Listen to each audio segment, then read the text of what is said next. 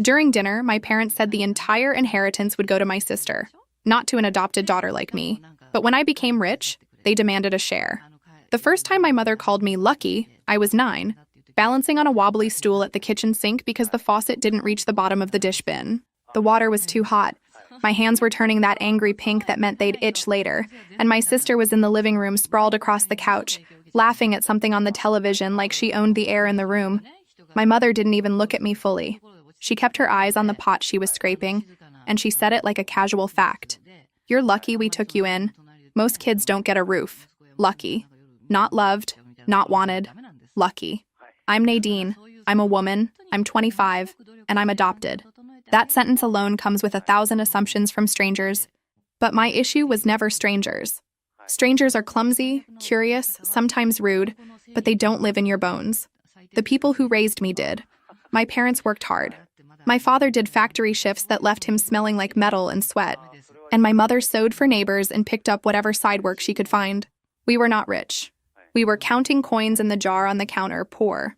We lived in an old house in a neighborhood where the sidewalks were cracked and the streetlights blinked like they were tired.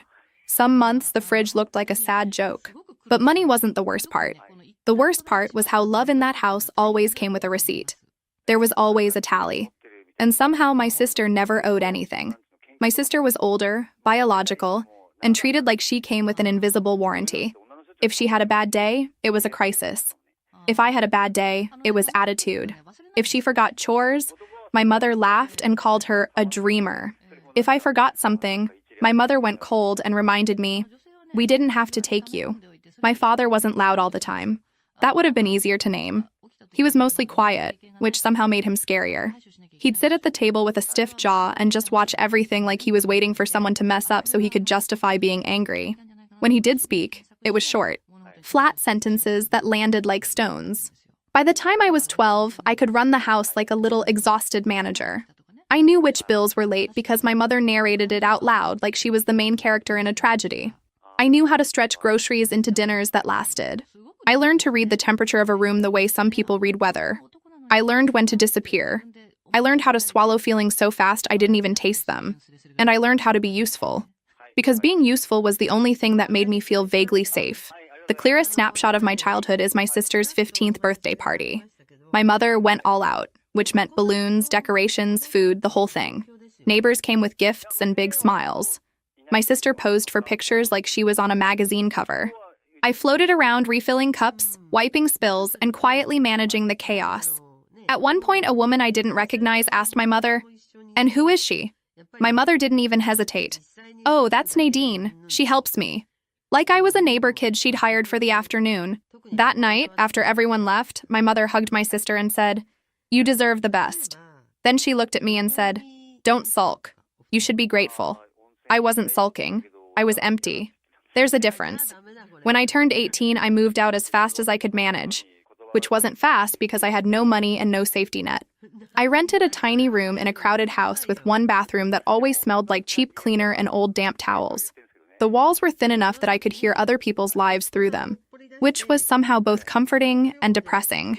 I didn't have a car. I took the bus everywhere. Sometimes I walked because the bus schedule didn't care that I had to work. I got a job at a convenience store a few blocks from my parents' house, mostly because it was close enough that I could make it on foot if the bus was late. The store wasn't glamorous, but it was mine. It gave me structure. It gave me a paycheck. And it gave me one person who saw me.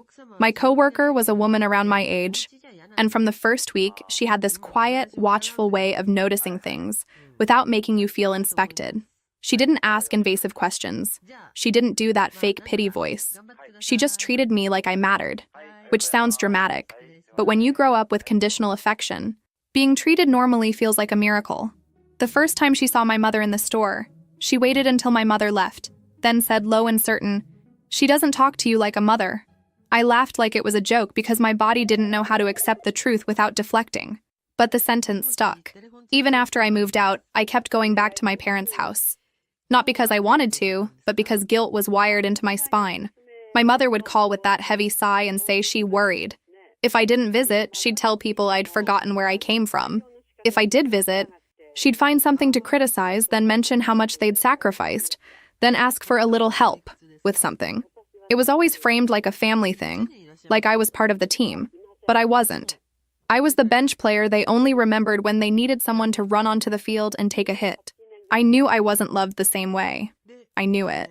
I felt it in the way my sister's name was said with warmth and mine was said like someone stepping in gum. But knowing something and accepting it are two different beasts. I kept hoping, like an idiot, that if I was patient enough, helpful enough, quiet enough, they'd eventually look at me and see a daughter.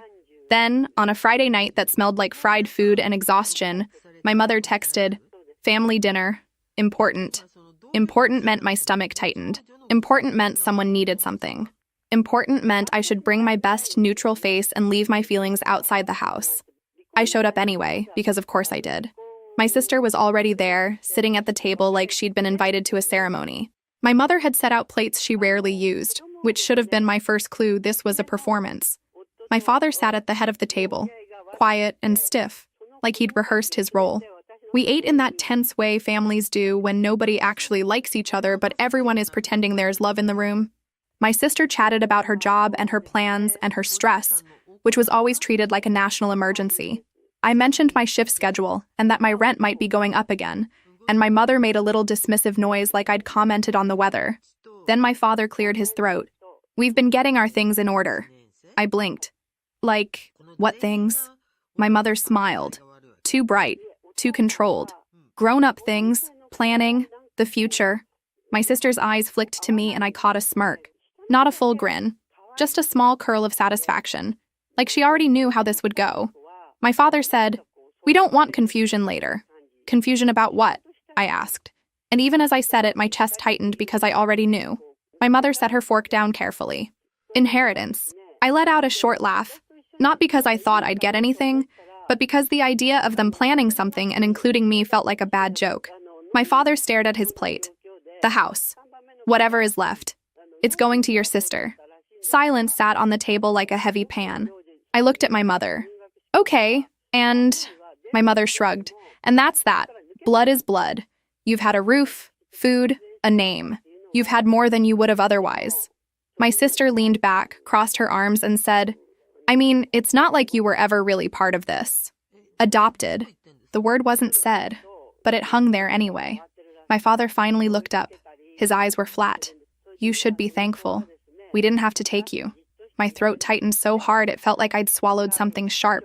I wanted to scream, to throw my plate, to do something dramatic. Instead, I did what I'd been trained to do. I nodded like a good little guest. My mother added, "We made sacrifices you'll never understand." I stared at her. "So you brought me here to tell me I'm not family?" My mother scoffed. "Don't be dramatic." My sister snorted. "Here we go." I pushed my chair back slowly, the legs scraping the floor, and my hands shook. "Thanks for dinner." My mother said, "Don't storm out. That's childish." I didn't storm. I walked. I walked out of that house and down the street and kept walking until the neighborhood got quiet and my lungs burned. In my rented room, I sat on my bed and stared at the wall. The silence wasn't peaceful. It was loud. My sister's voice kept replaying, "You were never really part of this." I didn't sleep. I scrolled aimlessly on my phone, watching strangers' lives through a screen because mine felt like it had been put on pause. I thought about calling my coworker, but pride stopped me. I thought about calling my mother and begging for what exactly? A hug? A lie? I hated myself for even wanting it. The next morning, I dragged myself to work on caffeine and spite. My coworker took one look at my face and said, "Rough night?" I shrugged. "Family stuff." She didn't push. She just handed me a cup of water and said, "Eat something when you can." That small kindness made my throat burn again, which is pathetic, but also, it's what happens when you've been starving emotionally for years.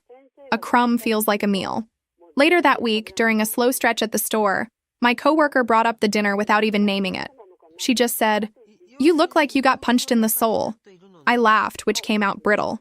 That's one way to describe it. She leaned on the counter, pretending to straighten candy bars while she watched the door. "Do you want to talk? Or do you want me to stand here and make sure nobody tries to bully you today?" I felt my eyes sting. "Both? Done," she said, like it was the easiest decision in the world. After the shift, she asked if I wanted to sit somewhere and eat something that wasn't from the store. A coffee shop down the street, nothing fancy. I almost said no on autopilot, because in my family, Accepting anything turns into a debt. Then I realized she wasn't my mother. She wasn't keeping score. So I said yes. We sat at a small table with those cheap napkins that disintegrate the second you actually need them. I stared at my cup and admitted quietly, "They told me I'm not getting anything, like I should have expected it." But hearing it out loud made it final. My coworker didn't do the fake shock. She didn't do the, "but they're your parents" speech. She just said, "That's cruel." I swallowed. "They act like adopting me was charity." She nodded slowly. "Sometimes people adopt because they want a child. Sometimes they adopt because they want someone smaller to control. I'm not saying that to be dramatic. I'm saying it because I've watched your mother talk to you like you're an employee." My throat tightened. I hate that I still want them to love me. She shrugged gently. "Of course you do. You're human." I wanted to kiss her on the forehead for that sentence alone. Not in a weird way. In a, "thank you for not treating me like I'm broken" way. On the walk home, I kept replaying her words. Not because they were new, but because they were said without cruelty. It was the first time the truth didn't come packaged with a slap. 2 days later, my phone rang while I was folding laundry on my bed. Unknown number. I almost ignored it. I'm the kind of person who lets unfamiliar calls go to voicemail because I assume it's either a scam or a dentist appointment I didn't schedule. But something made me answer. "Hello?" A man's voice, professional but not cold. "May I speak with Nadine?" This is she. "My name is..." "I'm calling from a local law office. We need to meet regarding an estate matter. It's urgent." My stomach dropped. "Estate? I'm sorry, what?" He paused, like he was choosing words carefully. "It involves your biological parents." The room tilted. I grabbed the edge of my mattress like it could keep me steady. "My biological parents are... I don't know them." "I understand," he said. "That's why we need to meet.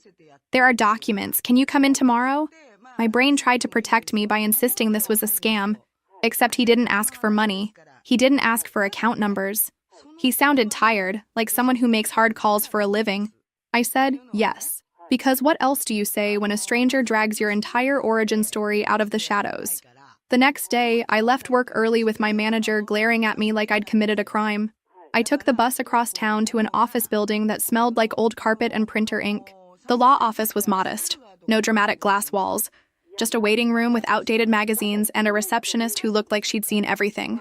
The lawyer was older than I expected, with tired eyes and a careful patience. He shook my hand and led me into a small office. He didn't waste time. "I'm sorry to tell you this, Nadine, but your biological parents passed away recently in a car accident." My mouth opened, but no sound came out. It felt wrong to be told something like that by a stranger in a beige office chair. It felt wrong to grieve people I'd never met. And yet my chest tightened like someone had wrapped a rope around it. He slid a folder across the desk. "They left a will. You are named as the sole heir." I blinked hard. "That's not possible." "It is," he said gently. "They updated their will after confirming your identity. How would they even..." I stopped because my voice was starting to shake and I hated that. I hated crying in front of people who had nothing to do with me. He opened the folder and explained the basics. My biological parents had built a small home renovation business. Nothing huge, not some dramatic corporate empire. Just local work. Kitchens, bathrooms, porches, the kinds of projects that keep towns running. They owned their home. They owned a smaller property they rented out. There was savings. There was a small piece of rural land inherited from a relative. I heard the words, but my brain kept snagging on one thing. They looked for me. The lawyer said, "They hired a private investigator to locate you." It wasn't magic, it was paperwork and persistence. They had an old record from the agency where the adoption started, and someone connected them to a retired caseworker who remembered enough to point them in the right direction. From there, it was public records and a lot of waiting. They eventually confirmed through a private test. My eyes stung. "They found me?" He nodded. "They intended to contact you in person. They had a meeting scheduled to discuss it. They didn't make it." The air left my lungs. The cruelty of the timing felt almost personal, like the universe was mocking me. "There is a letter," he added, and pulled out a sheet sealed in plastic like it was precious. It was handwritten, faded, and the first line made my throat close. It wasn't a long, dramatic speech. It was two scared teenagers admitting they were poor, pressured, and terrified. They wrote about loving me anyway. They wrote that giving me up was not them abandoning me, but them believing someone else could give me what they couldn't. They wrote they would come back when they could, even if it took years. They wrote my birth name, then crossed it out and wrote our baby instead. Like they didn't know what to call me without holding me. I cried in the most humiliating way, tears dripping onto my hands, sniffling, trying to apologize for making my face messy. The lawyer handed me tissues and waited. He didn't rush me. When I could speak again, I asked, what does this mean for me? Like, realistically? He said, there will be a process. Some of the value is tied up in property, not cash, but it's significant. Close to $1 million in total assets, mostly the house and the rental property. There are debts and taxes and fees, but you are the named heir. We can request a small advance for your immediate needs while things move. Advance, I repeated, like I didn't trust the word. He nodded. If approved, it can help you stabilize. I left the office with copies of paperwork, the letter, and a hollow feeling in my chest that wasn't just grief. It was grief mixed with rage. Because the universe had apparently decided to do the cruelest thing possible, prove I was wanted and then take the people who wanted me away before I could even hear their voices. On the bus ride back, I kept staring at strangers like one of them might suddenly look like me. I kept thinking, I have parents. I had parents. My brain couldn't decide which tents to live in. That night, I didn't just sit. I paced. I cleaned my tiny counter 3 times. I opened my closet and stared at my clothes like they were evidence. At some point, I realized I was doing what I always do when I'm scared, trying to control something small so I don't have to feel something huge. The next week, there was a memorial service. I almost didn't go.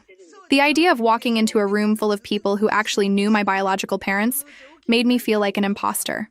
But the morning of the memorial, I stood in front of my mirror, trying to decide if black was too dramatic or not dramatic enough. Yes, my brain goes there. Not how do I grieve, but what is the acceptable outfit for grief I'm not sure I'm allowed to feel? I wore plain dark clothes and the cheapest makeup I owned, mostly so I wouldn't look like I'd been crying for days. The service was held in a small community hall that smelled like coffee and old folding chairs. There was a photo display near the front. My biological parents smiling in front of half-finished kitchens, standing beside clients, holding a dog I didn't know existed, laughing at something off camera. People moved quietly, respectful, and curious. When I walked in, heads turned. Not rude, just instinctive. A woman around my mother's age approached me, hands clasped, eyes soft. "You must be Nadine," she said.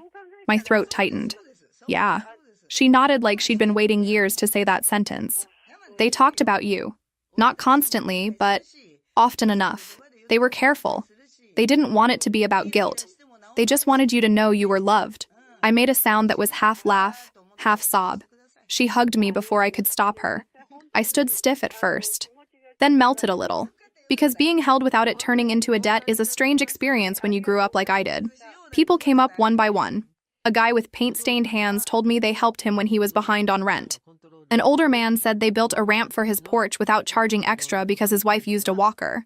Someone said my biological mother always carried snacks, just in case someone needed them. I kept hearing stories that sounded like ordinary goodness, the kind that doesn't make headlines, but changes lives quietly. At the end, the woman who hugged me earlier handed me a small box. "This was in their home office," she said. "They had it set aside." Inside was a cheap little baby bracelet, tarnished, with my birth name engraved. I pressed it into my palm, and my whole body went cold and hot at the same time. I didn't stay long after that. I stepped outside and sat alone on the curb behind the hall, holding the bracelet like it could anchor me. I felt furious at the timing. I felt grateful and angry and numb and everything at once. I also felt embarrassment, like I was late to my own life. On the bus ride home, I held the bracelet and stared at my reflection in the window, that ghosty overlay of my face against the city. I imagined my biological mother sitting beside me, telling me the story in her own words. I imagined my biological father making some tired joke to make me laugh. I imagined them seeing me and not needing to be convinced I belonged. When I got back to my room, I sat on my bed and did something I hadn't done in years. I almost called my adoptive mother for comfort. My finger hovered over her contact. I pictured her voice, the way it could soften for a second, then turn sharp and make everything my fault. I didn't call. I put my phone down like it was hot. A few days after the memorial, the lawyer arranged for me to visit my biological parents' house briefly with him, just to collect personal items that were clearly meant for me and to make sure the place was secure. Walking up to that front door felt like walking toward a life that could have been mine. The porch had worn steps, the kind you can picture someone sanding and repainting on a weekend. There were wind chimes that sounded soft in the breeze, ordinary details that somehow made my chest ache. Inside, the air smelled like sawdust and lemon cleaner. There were work boots by the door, a jacket hanging on a hook, a stack of mail on the counter. It hit me hard that they had been real, daily people. They drank coffee here. They argued here. They came home tired here. And I was a stranger standing in the middle of it. The lawyer stayed respectful, letting me drift from room to room. I found a small home office with folders neatly labeled and a calendar on the wall with a date circled. My name was written next to it in careful handwriting. I stared at it until my vision blurred. They had planned for me. They had put me on the schedule of their actual life. In a drawer, there was an envelope with my name on it. Inside were copies of public record searches. A couple of photos of me from social media that I didn't even remember posting. Nothing scandalous, just me holding a coffee, me at a bus stop, me at work in my uniform. The fact that they'd been quietly watching from a distance made me feel weird and warm and sad all at once. Like being loved from behind glass. I also found a small notebook with scattered notes. Call attorney. Finish kitchen estimate. Ask about meeting. Don't overwhelm her. Bring letter. The last one was underlined. I sat on the office chair and cried into my hands like a child. When I left the house, the lawyer asked if I wanted to see the business side too, just so nothing felt mysterious. So he drove, to a small workshop space where the renovation crew stored tools. The partner who'd been running day-to-day work met us there.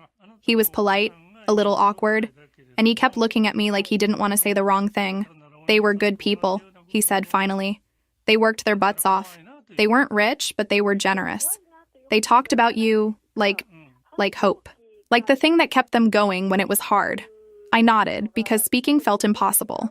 He showed me a shelf with labeled bins, a work table covered in measuring tapes and screws, and a whiteboard with current jobs. It wasn't glamorous. It was just real work.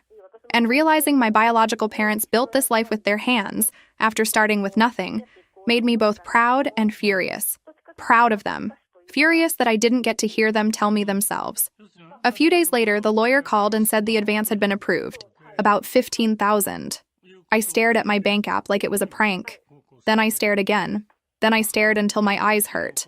My first impulsive thought was to spend it all. Furniture, clothes, a whole new personality. But panic followed immediately. Because money doesn't just solve problems. It attracts them. So I didn't tell my parents. I didn't even tell my coworker at first. I told myself I was being careful. Really, I was hoarding one tiny secret, the way a starving person hides food.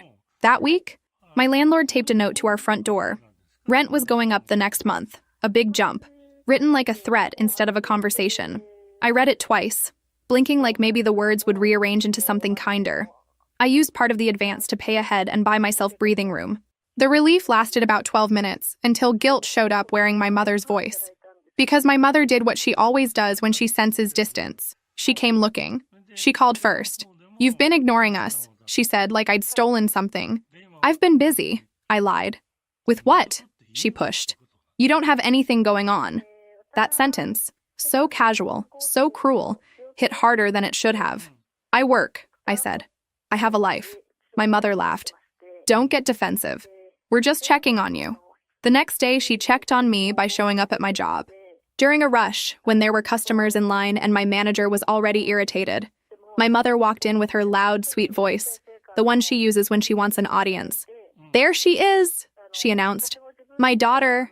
My manager looked over, annoyed. Customers stared. My mother hugged me in front of the register like we were filming a commercial.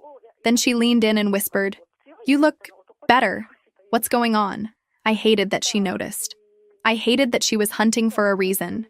"I'm fine," I said, stiff. She pulled back and smiled at my manager. "She's been stressed. She worries too much." Then she looked back at me, voice low. "Call me later. We need to talk." I didn't call, which was a mistake in my mother's world. She called me instead, repeatedly, until I answered just to stop the buzzing. "Your sister needs help," she said immediately. My stomach sank. "Help with what?" "Bills," my mother said, like it was obvious. "Life is hard." Life was only hard for my sister when the world refused to hand her what she wanted. "I can't," I said. My mother's tone sharpened. "You can't, or you won't." "I don't have extra," I lied. My mother sighed dramatically. "So you're really going to punish us, after all we did?" "It's not punishment," I said, because I still wanted to be seen as reasonable. I'm just trying to survive. We're family, she said, syrupy. Family helps. Don't you want to be a good daughter? I almost caved. I could feel the old program running. Pay the guilt tax, keep the peace, don't make waves. Then I heard my father's voice from that dinner. Blood is blood. I'm not sending money, I said, and my voice was quiet but firm. My mother went cold. Fine, but don't come crying to us when you need something. After that, my sister started texting. Little messages at first. Hey, miss you. We should talk. Then sharper ones. Mom says you're acting weird. You think you're too good for us now? I didn't answer. She sent a selfie of her crying. I didn't answer that either. Then she sent, "What did you do to get money?" There it was. The assumption that anything good happening to me had to be explainable in a way that involved them. Around that time, my manager pulled me aside and said, "Your mother came in again, asking about your schedule." My stomach dropped. She did, my manager said, lips tight. And I told her I can't share employee info. But if this becomes a pattern, it becomes a problem. Customers don't need your personal drama. I wanted to scream that I didn't invite any of it. I wanted to scream that I was trying. Instead, I apologized, because my default is apologizing for other people's behavior. That night, I sat on my bed and stared at the ceiling and realized I couldn't keep living with my life this visible. My mother treated my routine like a map. If she couldn't control me emotionally, she'd corner me physically. That's when the idea of requesting my adoption-related records stopped being a thought and became a need. I didn't do it in a dramatic revenge way. I did it at 2 a.m. with shaky hands, filling out forms on my phone because it felt safer than thinking. I kept pausing, hovering over the submit button like I was about to press something that would explode. Part of me still believed I wasn't allowed to look behind the curtain. Part of me still believed my parents owned the story of my life. I hit submit anyway. Weeks passed. Life kept happening. I went to work. I smiled at customers who tossed coins on the counter like I was invisible. I came home to my room and tried to breathe. I told myself I would wait to make big moves until the estate was further along. Then the lawyer called again.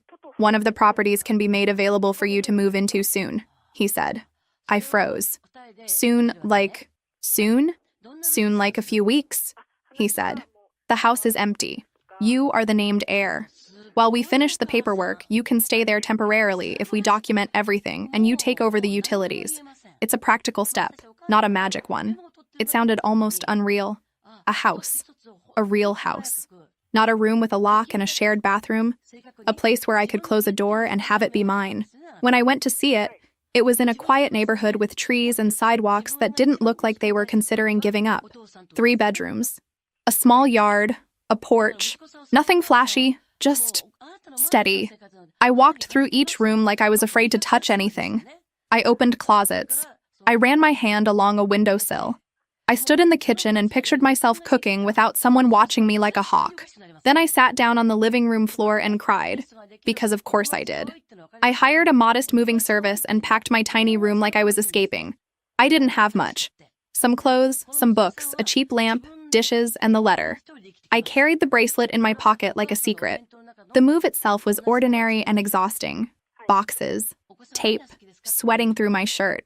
My coworker offered to help, and I said no at first out of reflex, then texted her later and said, "Actually, if you can spare an hour, I'd appreciate it." Even asking felt like lifting something heavy. She showed up, helped me carry boxes, and didn't make me feel like a burden. At one point, she looked around the empty living room and smiled softly. "You deserve this," she said. I didn't know what to say. "Thanks," I managed, which felt inadequate, but it was all I had. The first night I slept in the new house, I didn't sleep. I checked the locks 3 times. I walked room to room listening for creaks because my body didn't understand that quiet could be safe. I kept expecting a knock, a window tap, a text from my mother, something. Instead, there was just silence, real silence. The kind that makes you realize how much noise you've been living with inside your head. The next morning, I woke up and made coffee in my own kitchen. I stood there holding the mug, staring at the sink, and it hit me like a wave. Nobody was going to tell me I owed them for this cup of coffee. I didn't have to earn it by being useful. It just existed. And that should have been the beginning of peace. But my family doesn't let peace exist without trying to break it. My mother found out in the most predictable way possible. A relative spotted the moving truck and texted her. I know because my mother later screamed about it, naming the person like she was furious at the leak more than the reality. The point is, there was a concrete trigger, a truck, a new address, the neighborhood grapevine doing what it always does. 2 days after I moved in, my phone lit up with calls. I didn't answer. Then my mother showed up. I was carrying a box from the porch when I heard my name shouted from the sidewalk. Nadine! I froze. Then I turned and saw my parents' car parked crookedly at the curb. My sister got out first, wearing a smile that looked pasted on. My mother followed, eyes wide, scanning the house like it was a prize. My father stepped out last, slower, looking irritated like he'd already decided this was my fault. My mother hurried up the walkway. "We heard you moved. Why didn't you tell us?" I held the box tighter. "Because I didn't want you here." My mother gasped like I'd slapped her. "Nadine, don't be like that. We're your family." My sister drifted past me and peeked into the living room. "Wow," she said. "This is nice. Must be expensive." My father asked, "How are you paying for this?" The shame rose instantly, like I'd stolen something. Then I remembered the letter, the proof, the fact that my biological parents left this to me because they wanted me to have it. I straightened. "It's my house." My mother's eyes narrowed. "How?" "I don't have to explain," I said, and I hated that my voice shook. I wanted to sound like an adult. Instead, I sounded like a kid asking permission. My mother stepped closer. "Don't be rude. Let us inside. We want to see." "No," I said louder. "You need to leave." My sister scoffed. "Money really did change you." "I didn't have money before," I snapped, surprising myself. "I had nothing, and you still treated me like I was the problem." My mother's eyes filled with tears. "We're just happy for you. We want to be part of your life." My father muttered, "This is ridiculous." I set the box down and stood between them and my front door. "You can't just show up. You can't just walk in." My mother waved a hand, dismissing the concept of boundaries. "We raised you. Don't start acting like a stranger." "I am a stranger," I said, and the truth of it hit me as I said it. "You made me one." My sister crossed her arms. "If you're going to be dramatic, we'll leave, but don't come crying when you need us." My mother leaned in, voice soft and poisonous. "Pride comes before a fall." I stared at her. "Please go." My father grabbed my mother's elbow and pulled her back toward the car. My mother kept looking over her shoulder like she expected me to chase her and apologize. I didn't. When they drove off, I went inside, closed the door, and slid down to the floor shaking. I wasn't proud. I wasn't triumphant. I was terrified. Because for the first time, I'd told them no and didn't take it back. The next morning, there was a handwritten note in my mailbox. No name. Just, "Pride comes before the fall." My stomach turned. It sounded like my mother, but it could have been anyone. Either way, it wasn't about safety. It was about control. So I handled it like an adult, not a character in a movie. I replaced my mailbox with a locking one. I put up a cheap door camera. I told myself if anyone wanted to be dramatic, they could be dramatic on video. Nothing happened after that, which almost made it worse because it proved the note was meant to rattle me, not harm me. A couple of days later, my sister showed up alone, carrying 2 overstuffed trash bags like luggage. She stood on my porch like she'd been dropped there by fate. "You're home," she said. My whole body went tense. "What do you want?" She sighed like I was the difficult one. "I need to stay here for a bit." I blinked. "No." She rolled her eyes, already pushing past the word. "I'm serious. The place I'm in is complicated." "What does complicated mean?" I asked. And I hated that part of me still wanted to help. "It means my roommate is being a psycho and I'm not dealing with it," she said. "You have space. I saw it." "You're not staying here," I said. "You didn't ask. You just showed up with bags." She scoffed. "Because if I ask, you'll say no." "That's not a reason," I snapped. "That's the reason you shouldn't be here." She stepped closer, lowering her voice. "Don't be petty. You have so much now. It's disgusting watching you act like you're struggling." I felt something hot flash up. "You don't know what I have," she laughed. "Everybody knows you got money. Mom said you've been acting different, like you're hiding something." "Get off my porch," I said. Her face twisted. "You're really going to turn your back on me?" "You turned your back on me my whole life," I wanted to say. Instead, I just repeated, "Leave." She moved like she was going to test me, like she was used to testing me. She pushed her shoulder against the doorframe, trying to wedge herself forward. And that's when I realized I was about to lose control of my own house because my sister did not believe my boundaries were real. So I called for help. The operator's voice was calm. The responding officers were calm too. Tired, normal people doing an ordinary job. One spoke to me on the porch while the other spoke to my sister by the curb. My sister played innocent perfectly. "She's my sister," she said loud enough for me to hear. "I'm just trying to stay with family. She's having some kind of episode." I felt like I was going to throw up. There it was, the narrative. I was unstable. I was dramatic. I was the problem. I showed the officer my sister's texts. I explained quietly that my family didn't respect boundaries and I needed them to leave. He nodded like he'd heard this story 100 times in different houses. No one got arrested. No one got cuffed. This wasn't a show. They told my sister she had to leave and warned her that if she came back and refused again, it could be considered trespassing. As she walked to her car, she hissed, "You're dead to me." That night, my mother sent a long voice message full of sobbing. "How could you do that to your sister?" They came to our house asking questions. "Do you want people to think we're criminals?" I stared at the message and felt something strangely calm. They were worried about appearances. Not my safety, not my panic, just appearances. I didn't reply. I deleted it. Then I sat on my kitchen floor and laughed quietly at the absurdity of it all, because if I didn't laugh, I was going to crumble. 2 days later, the envelope from the state arrived. The records I'd requested weeks earlier. I opened it on my living room floor like I was diffusing something. The documents were partially redacted, but there were enough notes and amounts to make my skin go cold. They had received monthly support for years because of the adoption arrangement. The total over all those years added up to a number that made my throat tighten. I thought about my childhood shoes with holes, the dentist visits we couldn't afford, the school trip I begged for and got denied, the way my sister somehow always had new things, the way my mother acted like feeding me was charity. It was like seeing my whole childhood reframed in ink. I went to my parents' house the next day, not with a big speech, but with that thick envelope in my hands and rage in my chest. I took the bus there and sat in the back, staring at the envelope like it might explode. My mother opened the door with suspicious eyes. "What are you doing here?" I held up the papers. "Explain this." Her eyes narrowed as she scanned the first page. "Where did you get that?" "That's your first question?" My voice came out sharper than I meant. Not, "What is it?" but "Where did you get it?" My mother's jaw tightened. We did what we had to do. My sister appeared behind her, already rolling her eyes. "Oh my God, are you trying to start drama again?" I looked at my father. "You got money. Every month. For years. For me." He shrugged. "We had expenses." "What expenses?" My voice cracked. "I slept on a mattress that smelled like mold.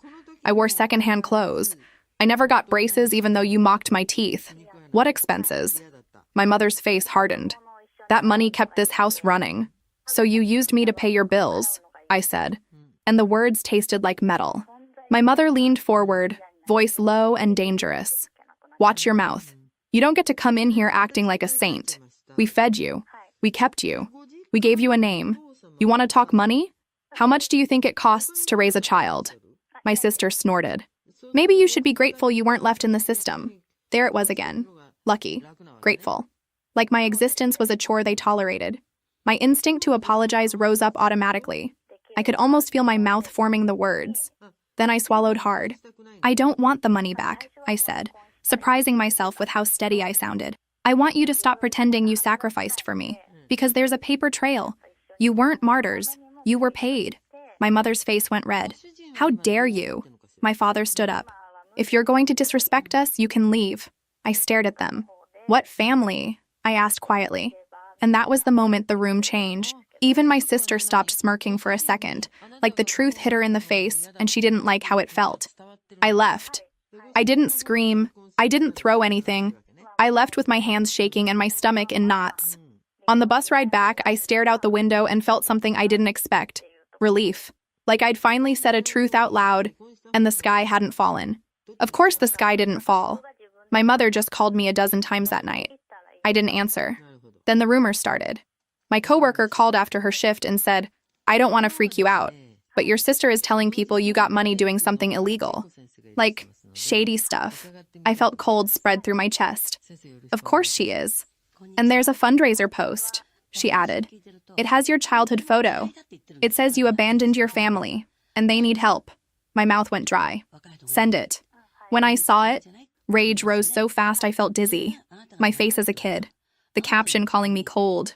Comments from people who didn't know me saying things like, family is family, and don't forget where you came from. There was a donation link. People had already given money.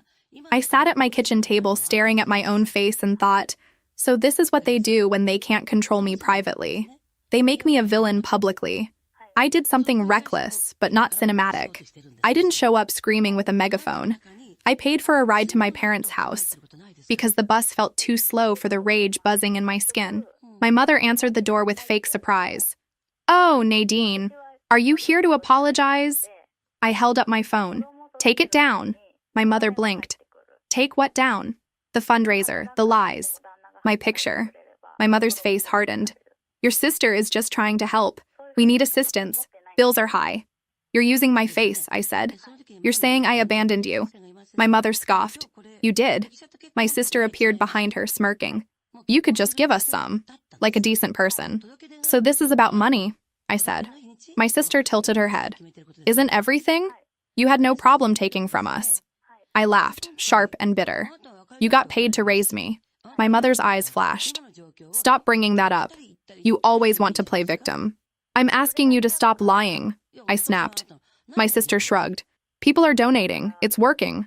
I wanted to grab my phone and throw it at the wall. Instead, I said, "If you don't take it down, I'm reporting it." My mother laughed. "To who? You think anyone cares?" That was the moment I realized they genuinely believed no one would hold them accountable, because my whole life I hadn't. I left. My hands were clenched so hard my nails dug into my palms. Back home, I sat in my living room and felt trapped by my own fear. I had a house, I had resources, I had proof, and I still felt like a kid in their kitchen. So I called a therapist. I'd never done therapy before. In my family, feelings were treated like inconveniences. But I couldn't keep living with my nervous system stuck in survival mode and calling it normal. I found someone local with availability and a calm voice. In our first session, I described my life like a list, because that's how I protect myself. I make pain sound casual. She listened, then asked, "What do you want?" I stared at the carpet. "Peace." She nodded. "And what are you willing to do to get it?" I didn't have an answer. That was the problem. I'd spent my whole life reacting, not choosing. Over the next weeks, the situation escalated anyway. My sister tried to open a credit account in my name. I only found out because an alert letter arrived at my house. Seeing my name on something I didn't request made my stomach flip. I called, stopped the attempt, froze my credit, set up fraud alerts, and filed a basic identity theft report so there was a record. It didn't become a big legal saga. It didn't lead to dramatic consequences. It just became one more quiet proof of how far she was willing to go. And it became one more reason I stopped questioning myself. My therapist asked, "What does it mean that she tried that?" "It means," I said, voice flat, "she thinks I'm hers to use." While all that was happening, I reported the fundraiser to the hosting platform. I attached proof it used my image without permission and contained false claims. They asked for more documentation. I sent everything, screenshots, texts, the letter from the lawyer, the fraud alert. Then I waited, because that's what real life is. Waiting. Holding your breath while systems slowly do what they do. My therapist asked if I wanted to expose my family publicly. I said no. I didn't want a war. I wanted the lies to stop. I wanted my childhood face taken off a begging post like I was a missing pet. But I also realized something. My family had built a whole narrative about me over years. If I didn't anchor the truth somewhere, I'd keep being pulled under their version. So I invited a small group of people to my house. Not a party, not an ambush, just witnesses. My coworker came because she'd seen the fundraiser and was furious on my behalf. 2 women from my old neighborhood came because they were tired of my mother acting like a saint when they'd seen me hauling trash and babysitting and being treated like help. The owner of the laundry place came because she'd watched my mother send me in with bags of clothes and no coins like it was my problem. A distant cousin came because, in his own awkward way, he wanted to understand. I also brought a plain language explanation letter I'd requested about the assistance program. And I invited a woman who worked at a community center. Someone who knew these systems in everyday terms and didn't mind saying, "Yes, this exists, and here's generally what it means," without acting like it was a courtroom. I felt sick the whole day. I set out water and cheap snacks like I was hosting a meeting at work. I hated that I cared about being polite while my life was on fire. When everyone was seated, I laid out the documents on my coffee table. The letter from my biological parents. Proof of the estate process. The assistance records, the bank alert about the credit attempt, screenshots of the fundraiser. I'm not doing this to embarrass anyone, I said, voice shaking. I'm doing it because I'm tired of being lied about. I'm tired of questioning my own childhood. Then I called my mother and told her to come over. She arrived with my sister, of course. My father trailed behind them, looking like he'd rather be anywhere else. They walked into my living room and froze when they saw people there. My mother's eyes widened. What is this? A conversation, I said. Sit down. My mother laughed nervously. Are you trying to humiliate us? My sister scoffed. This is so dramatic. I took a breath and started laying it out. Not as a legal case, but as my life. My mother interrupted constantly, calling me ungrateful, calling me cruel, saying I was twisting things. My sister joked, shrugged, performed. My father barely spoke until he did, and then it was blunt and angry. You owe us. The woman from the community center explained calmly what those assistance records generally mean and why they exist. The laundry owner said she remembered my mother complaining about having to keep me. One of the neighborhood women said quietly, I saw how you treated her, and my mother's face went pale. My cousin shifted uncomfortably and said, families fight. Maybe everyone should just forgive. I stared at him. Forgive what? I asked. Forgive them using my picture to get donations? Forgive them telling me I'm lucky to exist? My mother started crying, real tears this time. We loved you. I laughed softly. You loved having someone to control. My sister snapped, You're insane. My father stood up and slammed his hand on my coffee table. We're leaving. My mother wiped her face and hissed, One day you'll need us, and when you do, don't come crawling back. They left, and the room felt like it had been drained of oxygen. That night, after everyone went home, I got an email from the platform. The fundraiser had been removed and the account holder had been warned. I stared at the screen, and instead of feeling victory, I felt tired. I sent a screenshot to my coworker and to the two women from my old neighborhood, not to gloat, but to anchor reality. They replied with a mix of satisfaction and sadness. The fundraiser was gone, but the gossip wasn't going to vanish. People who liked the drama would keep the version they preferred. About a month after the fundraiser mess, someone from a local church knocked on my door on a Saturday morning. An older man, polite smile, hands folded like he was delivering peace itself. I'm not here to take sides, he said immediately, which is always how you know someone is about to take a side. Your mother is very worried. She says there's been a misunderstanding. I stared at him through the screen door, still in pajamas, hair a mess, coffee breath, feeling that old impulse to perform good girl for an authority figure. It's not a misunderstanding, I said. He tilted his head sympathetically. Families go through seasons. Pride can make things worse. I almost laughed at the déjà vu. Pride isn't why I froze my credit, I said. Pride isn't why my face was used to ask strangers for money. His smile faltered, just a little. Sometimes people act out of desperation. Sometimes people act out of entitlement, I replied, and my voice stayed calmer than I expected. I'm not asking anyone to hate them. I'm asking them to stop crossing boundaries. He tried one more gentle push about forgiveness, about letting go. I nodded like I was listening, because I'm still learning not to apologize for existing. Then I said, I'm letting go by not letting them in. That's what letting go looks like for me. He hesitated, then gave a quiet, I'll pray for you, and left. When the door closed, I didn't feel triumphant. I felt shaky, but I also felt something new. The shaky feeling didn't automatically turn into guilt. It just passed. In the following weeks, I felt the social hangover. A couple of people reached out with awkward messages like, I didn't know, or I hope you're okay. Some people went silent. Some doubled down and acted like I was still the villain because that story made them feel morally superior. I had to accept something painful. Not everyone wants the truth. Some people want a simple story with a hero and a villain, and my family was offering them that on a plate. Months passed. The estate moved forward. My biological parents' small company was sold to the partner who'd already been running daily operations. Because I didn't have the headspace to manage a business while grieving. I didn't want to cosplay as a boss while my nervous system still lived in a childhood kitchen. I kept my work schedule steady, then transitioned into a basic administrative role that kept me out of the public counter spotlight. Once I changed jobs, the surprise visits stopped, mostly because my family couldn't find my routine as easily anymore. Being less visible felt like breathing. I paid off the house once everything cleared enough to make that feel safe.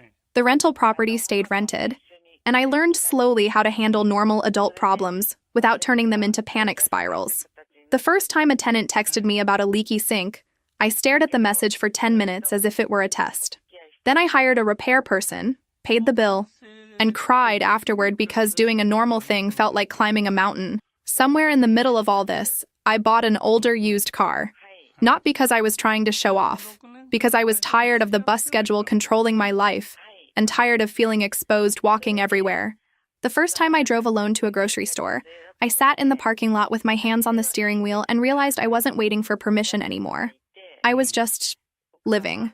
My therapist did an exercise with 2 empty chairs, one for each biological parent, and told me to say what I needed to say. I thought it would feel silly. It didn't. It felt like someone cracked open a locked room inside me. I told the empty chairs, voice shaking, that I spent my whole life believing I wasn't worth much, that I was told I should be grateful just to exist, that their letter was proof I wasn't disposable, that I was furious they didn't get to find me sooner and furious that the reunion was stolen by timing, that I was trying to build a life that didn't revolve around fear. I cried until my face ached. I didn't feel instantly healed. I felt human. I still get updates sometimes. My coworker hears things from old customers and she'll say, "Your mother is still talking," like it's a weather report. My sister is still in the same cycle, blaming everyone else for her mess. My parents are still in the same house, still making the same choices. There was no dramatic collapse, no redemption montage, no perfect ending. There was just me, waking up in my own house, making coffee, and realizing my stomach wasn't clenched. Some mornings I still get the urge to unblock my mother just to tell her off one more time. I'm not proud of that. Some days I still replay that dinner where my father said blood is blood and imagine myself standing up sooner. Some days I still feel like I'm overreacting because that's what being dismissed for years does to your brain. But then I look at the bracelet and the letter. I look at the quiet kitchen. I look at the lock on my mailbox and the little camera by my door that nobody has tested again. I look at the bills I pay without anyone shaming me for taking up space. And I remember the simplest truth I had to learn the hard way. I don't owe anyone my peace. I used to think closure meant seeing them suffer. I'm not proud of that thought, but it's true.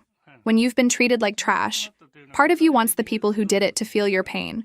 But closure started to look different. It looked like buying myself a pair of shoes because I wanted them, not because mine had holes. It looked like letting my phone ring without flinching. It looked like saying no and not apologizing for it afterward. My adoptive family didn't explode. They didn't crumble. They just kept going, loud and convinced they were right. And I kept going too, quieter, not because I lost, but because I finally stopped performing for them. I finally stopped trying to earn a place at a table where I was always the unpaid help. It's not tidy. It's not fair. It's not a movie. Sometimes, late at night, I still catch myself waiting for the sound of my phone buzzing with my mother's name, even though I changed my number and blocked everything I could think of. Trauma is annoying like that. It doesn't care about logic. But then I'll do something small and normal. Wash a plate, fold laundry, lock the door, and I'll notice my shoulders aren't up around my ears. I'll notice I'm not rehearsing excuses in my head. I'll notice the silence isn't threatening anymore.